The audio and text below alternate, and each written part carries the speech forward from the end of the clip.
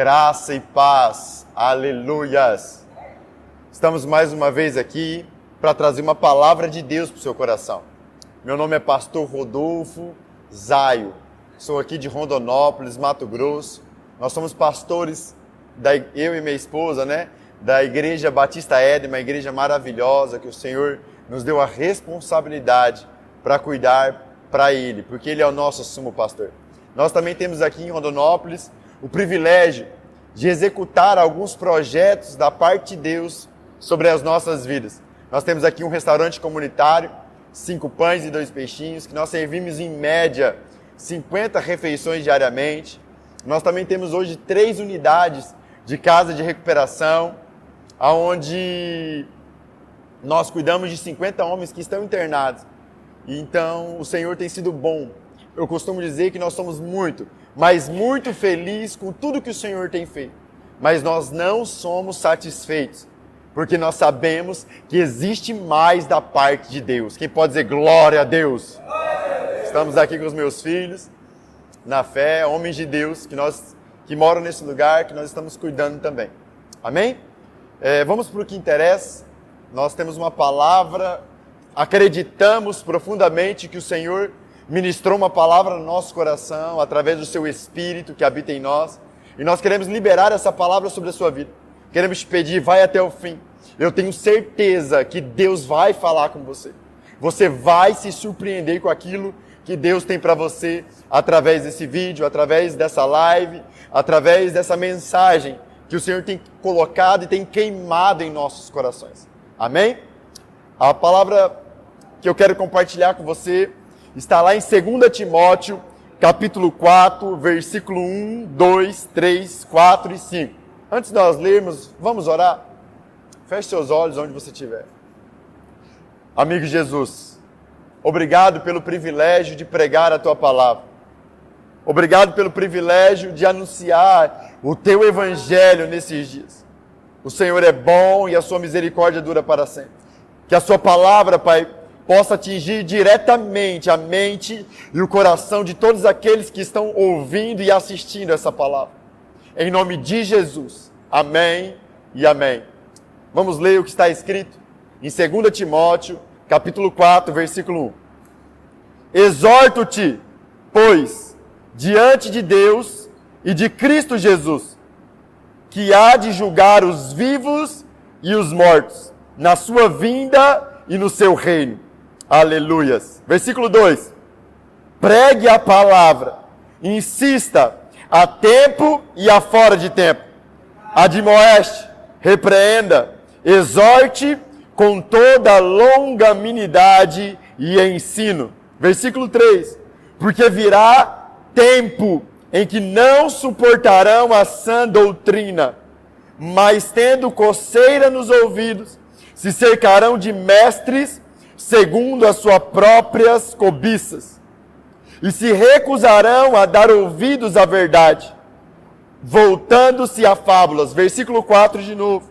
E se recusarão a dar ouvidos à verdade, voltando às fábulas. Versículo 5. Tu, porém, sê sóbrio em tudo, sofre as aflições e faz a obra de um evangelista. Cumpre bem o seu ministério. Aleluias. Essa carta, como nós conhecemos, como você sabe, foi escrita pelo apóstolo Paulo ao seu verdadeiro filho, Timóteo. Um menino que andou com ele desde a sua mocidade. Um menino que tinha muita afinidade com ele. Essa, segundo alguns historiadores, é a última carta, a última mensagem que Paulo deixa sobre a terra. E ele deixa essa mensagem a seu filho, a quem ele amava muito. Então, quando eu leio essa carta, eu me coloco na posição de Timóteo. E eu queria que você se colocasse nessa posição. Qual posição? A posição de um homem e de uma mulher muito amada da parte de Deus e da parte desses homens, desses apóstolos, dos primórdios da igreja, que deixaram registrado tudo aquilo através do Espírito Santo de Deus para impactar a minha e a sua vida. Amém? Vamos começar a entender e começar do versículo 1, a entender aquilo que Deus tem para nós hoje. Olha só o que está escrito no versículo 1. Exorto-te, pois, diante de Deus e de Cristo Jesus, que há de julgar os vivos e os mortos na sua vinda e no seu reino. Igreja, preste atenção. A carta escrita pelo apóstolo Paulo, no final da sua vida, nesse capítulo, ele diz que estava sendo entregue como libação. Logo após isso, ele é morto, decapitado em Roma. E no seu último capítulo, no seu último momento sobre a terra, ele escreve ao seu filho amado Timóteo. Igreja, olha o que ele escreve. Eu te exorto, Timóteo. Eu chamo a sua atenção. Preste atenção nisso, Timóteo. Isso é a essência da minha existência. Paulo falando para Timóteo. Olha só. Paulo, nesse primeiro versículo, ele chama a atenção de Timóteo para dizer algo a Timóteo. Para dizer qual era o tempo que Timóteo estava vivendo sobre a terra. E qual o tempo que Timóteo estava vivendo sobre a terra? O tempo a qual Cristo Jesus, o nosso Senhor, voltará para julgar tanto os vivos como os mortos. Ele diz assim, Timóteo, Jesus há de voltar para julgar os vivos e os mortos na volta do seu reino. A primeira coisa que Paulo chama atenção aqui é para o tempo que Timóteo estava vivendo. Igreja, eu costumo dizer que quem não entende o tempo que vive, vive de qualquer maneira, vive de qualquer jeito, vive desperdiçando o tempo. Por isso que Paulo chama a atenção de Timóteo, e por isso que eu quero chamar a sua atenção nessa noite, em nome de Jesus. Entenda algo. O Cristo já veio, Jesus já veio a primeira vez, morreu pelos meus e pelos seus pecados, ressuscitou e subiu aos céus, está assentado à destra de Deus. Ele já veio como Salvador, e Ele está como Salvador. Mas um dia, é isso que Paulo estava falando, e é isso que eu quero te falar, um dia Ele voltará, não mais como Salvador, mas Ele voltará como juiz, para julgar tanto os vivos como os mortos. Julgar o que, pastor? Julgar tudo aquilo que você fez através do seu corpo. Tudo, as intenções do seu coração. Julgar todas as suas ações. Igreja, preste atenção. Jesus está voltando sim. Ele está voltando para julgar tudo o que você fez com a sua maravilhosa graça. Ele está julgando para julgar. Ele está voltando para julgar tudo aquilo que você está fazendo agora, com tudo que Ele fez. O que Ele fez, pastor? Ele morreu por você, te aceitou do jeito que você é, e quer te libertar, quer te transformar, quer arrancar o pecado de dentro de você. Mas, igreja, escuta isso. Paulo viveu uma vida extremamente intensa na presença de Deus, porque ele sabia exatamente qual era o tempo que ele vivia. Ele sabia exatamente, ele viveu do dia que ele encontrou Jesus em Atos 9, até aqui, 2 Timóteo capítulo 4, extremamente intenso nas coisas relacionadas ao reino de Deus.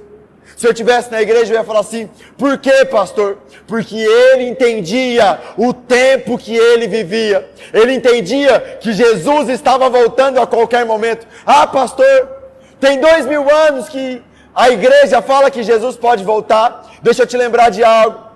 Para Deus, 1000 anos é como um dia. E um dia é como 1000 anos. Jesus pode voltar assim a qualquer momento. Ele diz que a sua volta seria como um ladrão. Ele não tem hora para voltar, mas Ele pode voltar a qualquer momento. E para você que está me escutando, no final dessa live você pode morrer, e Ele pode voltar para você na sua morte. Entenda isso em nome de Jesus. Não seja como aquelas virgens imprudentes que foram esperar o noivo, mas não levaram azeite de reserva. Mas seja como aquelas 5 virgens prudentes que levou azeite de sobra. Quando o noivo veio, elas tinham azeite. Igreja, escuta isso. Jesus disse sobre essas virgens, logo em Mateus 25, logo após Mateus 24, quando ele está falando dos fins dos dias. Mateus 23, 24, ele começa confrontando os fariseus, depois ele começa falando dos fins dos dias, perguntado pelos seus discípulos, e logo após ele dá essa passagem da virgem prudente e da virgem imprudente. A virgem prudente, ela sabe que Jesus pode voltar a qualquer momento, e ela leva uma vida intensa, como Paulo, como eu e você que está ouvindo, vai levar a partir de hoje, na presença de Deus, intensa na palavra, meditando nela, hora após hora, se debruçando sobre ela, orando em outras línguas, vivendo uma intimidade profunda com Jesus. Igreja, não se iluda. Você que está me ouvindo, quem entende que Jesus está voltando para julgar os vivos e os mortos, para sentenciar aquilo que eu fiz através do meu corpo. Uns serão julgados e serão jogados no lago de fogo, no inferno. Outros reinarão com ele eternamente. Quem entende isso, não perde tempo com as coisas dessa terra. Paulo diz que o soldado em batalha não se embaraça com negócio algum deste mundo, mas ele vive uma vida intensa no seu relacionamento com Deus. Ele vive uma vida intensa usufruindo de tudo que Jesus fez na cruz do Calvário. Trouxe Deus para dentro de nós. Ele não perde tempo, porque ele sabe exatamente o tempo que ele vive. Igreja, olha só, o primeiro versículo do último capítulo da história de Paulo foi chamando a atenção, exortando o seu filho amado a entender o tempo que ele vivia. Eu quero começar essa mensagem deixando claro: não viva uma vida de qualquer jeito. Não viva uma vida como se Jesus fosse voltar como Salvador. Não, ele voltará como Rei e como Juiz. Ele está Salvador e ele foi Salvador, mas ele voltará como Juiz. Então comece a se inclinar para ele e produzir frutos dignos de arrependimento. O que é isso, pastor? Todo aquele que se relaciona com Jesus, ele produz frutos, os frutos do Espírito. Todo aquele que se relaciona com o Senhor tem domínio próprio, amor, mansidão, longanimidade, benignidade. Não se iluda, é um fato o que eu estou te dizendo. Todo aquele que se relaciona com Jesus, ele manifesta Jesus na luz do dia. Eu não me canso de falar isso. Jesus disse que aquilo que fizermos no interior da casa será manifesto em cima dos telhados. Aquilo que eu decido me relacionar no meu secreto, eu manifestarei a luz do dia. E se eu me relaciono com Jesus, porque eu entendo o tempo que eu vivo, eu manifesto Jesus nas minhas ações. Eu manifesto Cristo nas minhas ações. O que é isso, pastor? Quando alguém me fere o rosto, eu ofereço a outra face, como está escrito em Lucas 6, 27. Quando alguém rouba o que é meu, quando alguém pega minha capa, Jesus diz, eu deixo levar a túnica. Traduzindo para os nossos dias, quando alguém rouba o meu celular, eu deixo levar com a capinha, com o carregador e ainda boto um crédito. Quando eu escuto alguém falar mal de mim, eu falo bem dessa pessoa e oro por ela. Eu sou cheio de misericórdia, compaixão, graça e amor incondicional pelas pessoas. Quando de fato eu tenho Jesus no secreto. Igreja, não se iluda. Quando de fato eu entendo o tempo que eu vivo, eu me relaciono com Jesus e manifesto Jesus na luz do dia. Mas quando eu não me relaciono com Jesus, escuta isso, quando eu não me relaciono com Jesus, o inferno, o diabo me alcança. E aí eu não manifesto Jesus na luz do dia, porque eu me relaciono com o ódio, eu me relaciono com a mentira, eu me relaciono com o pecado, eu me relaciono com a prostituição, com a pornografia no secreto lugar. E quando eu vou à luz do dia, eu manifesto quem eu sou. Quem, pastor? Eu manifesto o próprio Satanás, que é o diabo, nas minhas ações. Não se iluda, igreja. Eu não estou falando isso para te matar, mas para gerar em você arrependimento. Quem pode dizer aleluias? Se essa palavra tem falado com você já, comente, compartilhe, curta, porque eu tenho certeza que ela vai falar com muitas pessoas, em nome de Jesus. Era isso que Paulo estava chamando a atenção de Timóteo, no primeiro versículo. Mas vamos prosseguir, porque existe muito mais coisas da parte de Deus para nós nesse vídeo, em nome de Jesus. Olha o versículo 2. Pregue a palavra, insista a tempo e a fora de tempo.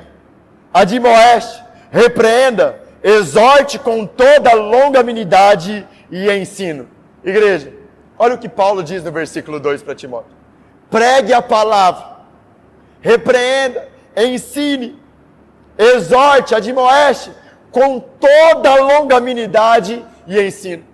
Paulo estava falando algo que Jesus deixou claro. Jesus disse assim, que a boca só fala daquilo que o coração está cheio.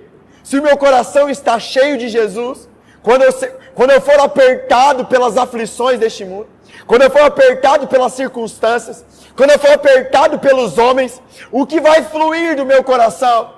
Jesus. Jesus é a palavra. Eu vou manifestar a palavra, não só nas minhas ações, mas também nas minhas palavras, pregando, advertindo, admoestando, com toda a longanimidade e ensino. Igreja, todas as vezes que Jesus era apertado, quando ele foi levado pelo diabo para o deserto para ser tentado, ele venceu o diabo com a palavra. Todas as vezes que os fariseus o apertavam, ele vencia os fariseus com a palavra, porque a palavra, o coração dele era cheio da palavra de Deus. Do que o seu coração está cheio?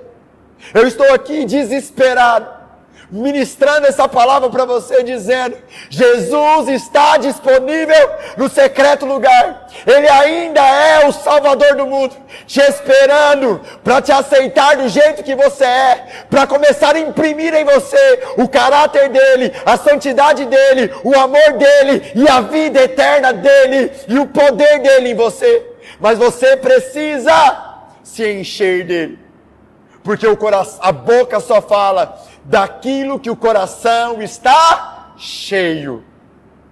Aleluia. Por isso que Paulo estava falando, Timóteo, eu sei que eu preciso te exortar sobre o tempo que você vive. Quando você entender esse tempo que você vive, você entrará profundo em Deus e fluirá de você toda a palavra de Deus, toda a resposta que a sua geração precisa de você. A sua resposta, as respostas que você procura, está no secreto. Quando você fecha a porta do seu quarto e começa a usufruir de tudo que Jesus fez por você, você começa a se encher dele de tal maneira que todas as vezes que você for apertado por tribulações, afrontas, vinganças, pessoas tentando fazer mal para você, você vai fluir de você naturalmente a palavra dele para ensinar, para admoestar, para repreender, para exortar, a tempo e a fora de tempo. Igreja, entenda o que um pai, Paulo, ele tinha um sentimento de pai por Timóteo. E na sua última carta, ele chama a atenção de Timóteo para entender o tempo que ele vivia. E para dizer para ele, Timóteo, se encha o seu coração de Deus. E pregue a palavra a tempo e a fora de tempo. Um dia Paulo disse assim, pregue a palavra, se preciso for, use palavras. Aleluias. Igreja, a boca fala do que o coração está cheio. E o pastor Rodolfo te diz algo hoje. O seu coração se enche daquilo que os seus olhos veem e daquilo que seus ouvidos escutam. Se você colocar os seus olhos nas Escrituras, se você colocar os seus olhos em Cristo, se você colocar os seus ouvidos atentos ao Espírito Santo de Deus, o seu coração será cheio dele. E quando você for apertado, a tempo e a fora de tempo, você liberará um som, e uma expressão, e uma atitude do céu. Mas quando você não enche o seu coração com as coisas de Deus, escuta isso. Igreja, povo que está me ouvindo, Deus precisa que você entregue a Ele todos os dias o seu livre-arbítrio. Você precisa se inclinar para Deus todos os dias. Preste atenção nisso. Para ser cheio o seu coração e manifestar essa palavra aos homens. Mas o diabo é rebelde. Ele não é como Deus. E ele não espera que você se incline para ele. É só você não se inclinar a Deus que o diabo te alcança para matar, roubar e destruir a sua vida. Eu sei que é o ladrão que faz isso. Mas o ladrão é influenciado por Satanás. E o que Satanás sabe fazer é exatamente o que o ladrão faz: matar, roubar e destruir a sua vida. Só existe um jeito de você vencer. Só existe um jeito de você romper com todas as suas limitações e ser livre de tudo que te domina. Se enchendo o seu coração dele. E você só faz isso quando você entende que ele está voltando. E ele pode voltar a qualquer momento. No cruzar dos céus ou na falta do seu respirar, na sua morte, ele pode voltar para você. Então viva todos os dias intensamente, em nome de Jesus. Quem está falando aqui é um homem desesperado pela sua vida, um homem desesperado pela sua alma, um homem que quer passar a eternidade com você, mas você não pode se iludir, porque Jesus disse que quando ele voltasse, muitos se aproximariam dele, mas ele diria assim: afasta de mim, porque eu não te conheço. Então não perca tempo. Não viva como se ele não existisse. E não viva como se ele não voltará para te julgar. Comece a se entregar para ele. E produzir frutos dignos de arrependimento. Aleluias. Glória a Deus. Como eu já te disse aqui, essa palavra não é para te matar, mas é para gerar em você arrependimento. Pastor, o que é arrependimento? Não são lágrimas, mas é mudança de rota. Se você não entendia o tempo e não usufruía do que Deus tem para a sua vida, não usufruía do que Ele fez na cruz por você, trazendo Deus para dentro de você, a partir de hoje, você viverá como se todos os dias fosse o último, se entregando totalmente a Ele. Não, pastor, eu vivo assim. Mas você passa mais tempo no Facebook, você passa mais tempo no WhatsApp, no Instagram, no YouTube, ou você passa mais tempo com Ele e com a palavra dEle? Aquilo que você gasta o seu tempo é aonde está a sua esperança. Aonde você tem gastado o seu tempo? Eu tenho certeza que a partir de hoje, a partir dessa live, a partir dessa mensagem, você começará a gastar o seu tempo naquilo que realmente tem valor. Em Jesus, Cristo de Nazaré, que liberou o Espírito dele para morar dentro de nós, orando em outras línguas, hora após hora, cantando louvores e hinos espirituais e meditando na palavra dele, acima de todas as coisas na sua vida. Em nome de Jesus.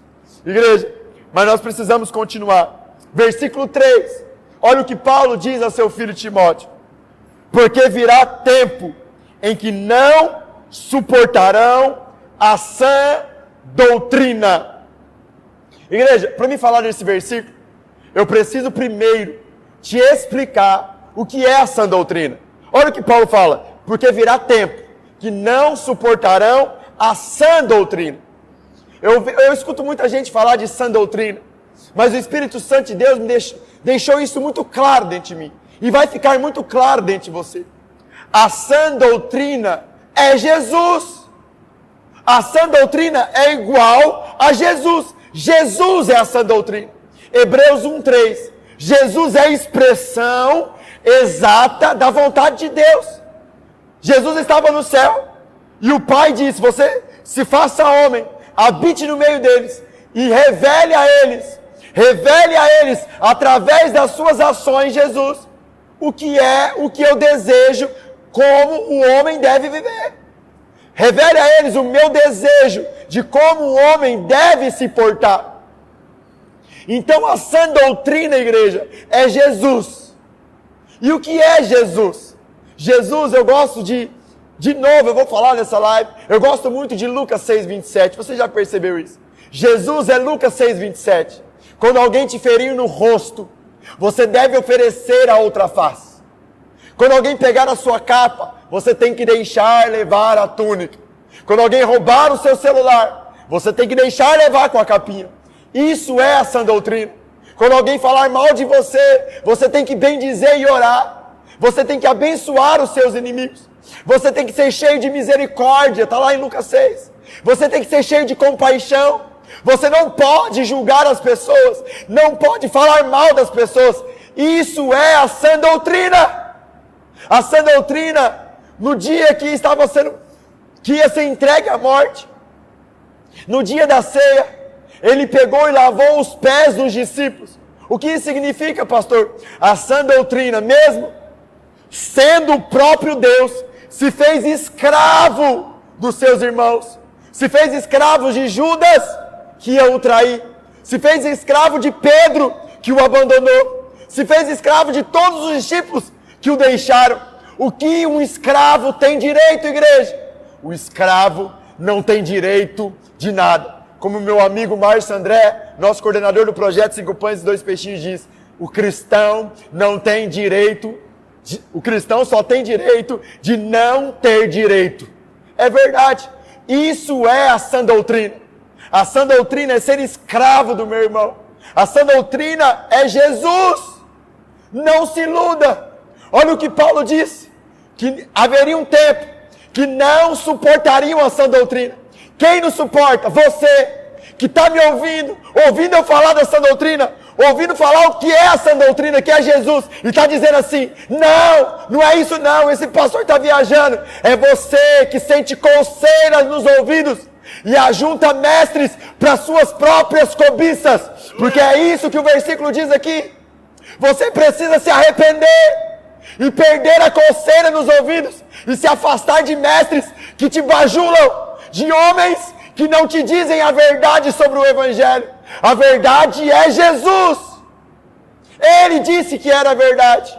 O Evangelho, Jesus trouxe o Evangelho para a terra, para nos fazer escravos desta geração e de todas as outras gerações, para manifestar Cristo nas nossas ações.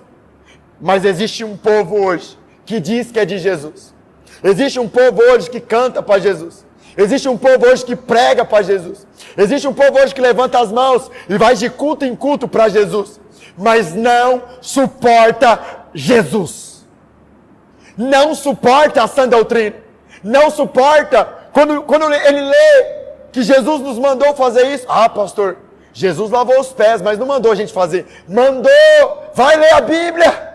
O dia que ele lavou os pés, ele falou assim, olha, eu sou o mestre, e é verdade, vocês me chamam assim. Então se eu sou o mestre, vocês devem fazer o que eu estou fazendo. Jesus nos mandou ser escravos uns dos outros, sim. Ele mandou a gente oferecer a outra face, sim. Igreja, se arrependa em nome de Jesus. Pare de ser uma igreja de falatórios inúteis, de fábulas inúteis. Olha só o versículo 4. Se recusarão a dar ouvidos à verdade e voltarão às fábulas. Para de ser uma igreja de conto, de fábulas, que inventam o Evangelho e complica ele. O Evangelho é simples. É eu amando os homens, amando os meus inimigos, amando quem me persegue, amando quem me fere o rosto. O Evangelho é Cristo em mim, a esperança da glória. O Evangelho é Cristo nas suas ações, a esperança da glória. Aleluias. Eu não ia ler esse versículo não, mas eu preciso ler um versículo. Rapaz do céu, eu abri a Bíblia aqui e caiu direto no versículo, nem estava marcado. 2 Coríntios, capítulo 11, versículo 20. Eu não ia ler ele não, mas o Espírito Santo me chamou a atenção para ler. 2 Coríntios, para você que está duvidando da sã doutrina, versículo 11, capítulo 11, versículo 20. Com efeito, suportai aquele que vos escraviza, ou vos devora, ou vos engana, ou vos trata com desprezo, ou vos fere o rosto. Esse versículo é um escândalo nos nossos dias de igreja. A igreja, nesses dias, quando ela escuta essa mensagem sobre a sã doutrina, que eu tenho que morrer e não ter direito de nada, elas acham loucura. Mas Paulo diz, a cruz é loucura para os que perecem, mas para aqueles que creem, é poder de Deus e vida eterna. Você precisa entender isso. Você precisa se arrepender. Você que tem, igreja, criado fábulas para o Evangelho, você também precisa se arrepender. Você que tem massageado o ego de homens, dizendo ao contrário do que Jesus disse, dizendo ao contrário do que a sã doutrina disse. Como que eu faço isso, pastor? Todas as vezes que alguém te procura para você dar um conselho. Olha só como nós temos aconselhado nos nossos dias. Quando alguém faz mal para uma pessoa que você ama muito, ele bate no seu filho. E aí você procura o seu pastor e o seu pastor fala, não, você precisa ir lá e revidar. Você não pode deixar assim. Quando alguém rouba alguma coisa que é sua, e você procura o seu pastor e diz, não, bandido tem que morrer. Isso é contrário à sã doutrina, igreja. Isso não está na palavra de Deus. Não foi assim que a sã doutrina, Jesus nos ensinou. Olha o que Pedro disse para aqueles que ensinam essas fábulas. 2 Pedro, capítulo 2. Escuta isso. 2 Pedro, capítulo 2, versículo 1. Igreja, essa palavra não é para te matar, mas é para gerar em você arrependimento. Você precisa entender o tempo que você vive. Jesus está voltando para julgar as suas ações. Olha o que Pedro diz em 2 Pedro 2:1. Para aqueles que não ensinam a sã doutrina. Houve também entre o povo falsos profetas. 2 Pedro 2:1. Como entre vós haverá também falsos mestres, os quais introduzirão encobertamente heresias destruidoras, negando até o Senhor que os restaurou, que os resgatou, trazendo sobre si mesmo repentina destruição. E muitos seguirão as suas dissoluções, e por causa deles será blasfemada o caminho da verdade. Por ganância vos explorarão com palavras fingidas. Para eles o juízo lavrado a longo tempo não tarda, e a sua destruição não dorme. Você que tem pregado e falado contra Jesus, contra a sã doutrina, você precisa ler 2 Pedro 2 todinho. Aqui Pedro deixa claro para aqueles que ensinam diferente de Jesus, que não tarda a destruição deles, que eles negam o Senhor que os resgatou. Todas as vezes, igreja, que eu revido alguém que me fere o rosto, ou alguém que fere aquele que eu amo, toda vez que eu revido, eu estou negando aquele que me resgatou, e estou distorcendo a verdade, que é Jesus.